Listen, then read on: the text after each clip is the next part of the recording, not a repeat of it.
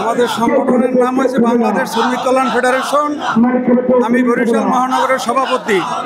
বাংলাদেশ শ্রমিক কল্যাণ ফেডারেশন শ্রমিকদের কল্যাণে কাজ করে।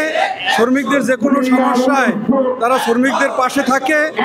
এই অফসিনিনে যে 550 শ্রমিক অন্যায়ভাবে ছাঁটাই করা হয়েছে, আমরা আমাদের সংগঠনের পক্ষ থেকে তার তীব্র প্রতিবাদ জানাচ্ছি এবং শ্রমিকদের এই আন্দোলনের সাথে আমরা একত্রতা ঘোষণা করছি।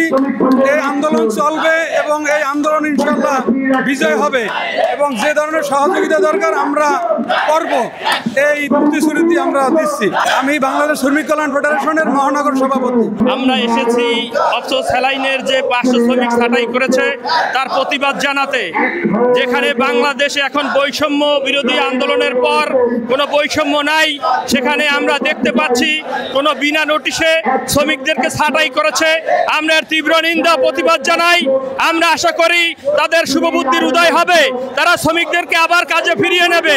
যদি তারা সেটা না নেয়, তাই আমরা এই শ্রমিকের সাথে থেকে তাদের দাবি আদায় করব, আন্দোলনের মাধ্যমে তাদেরকে আবার ফিরিয়ে দেব কারখানায়। তাতে বাংলাদেশ শ্রমিক কল্যাণ ফেডারেশন একত্রতা প্রকাশ করবে। আমি ইসলামী ব্যাংক হাসপাতালের পক্ষ থেকে সকল জনশক্তিও তাদের সাথে থাকবে। বাংলাদেশ দোকান কর্মচারী ইউনিয়ন বরিশাল মহানগরের প্রস্তাবিত ইউনিয়ন তাদের পাশে আছে। বরিশাল সংবাদপত্র কর্মচারী কল্যাণ পরিষদ তাদের পাশে আছে। বরিশাল সংবাদপত্র হকার ইউনিয়ন তাদের পাশে আছে। বরিশাল দর্জি শ্রমিক ইউনিয়ন, আমরা সবাই তাদের পাশে আছি। আপনারা জানেন যে 29শে অক্টোবর 550-এরও বেশি শ্রমিকদেরকে ছাঁটাই করা হয়েছে অফসিসালেন কারখানায় ট্রেড ইউনিয়ন করার কারণে, এবং শ্রমিকরা যেহেতু আন্দোলন করে তাদের অধিকার আদায় করে স্থায়ী হয়েছে, সেই স্থায়ী শ্রমিকদেরকে ছাঁটাই করে তারা আবার অস্থায়ী শ্রমিক নিয়োগের বিজ্ঞপ্তি দিয়েছে। ফলে আমরা মনে করি এটা সম্পূর্ণভাবে শ্রমিক বিরোধী একটা অগণতান্ত্রিক স্বৈরাচারী কর্মকাণ্ড। আমরা অবিলম্বে এই শ্রমিকদের ছাঁটাইয়ের যে ঘোষণা এটা প্রত্যাহার করার দাবি।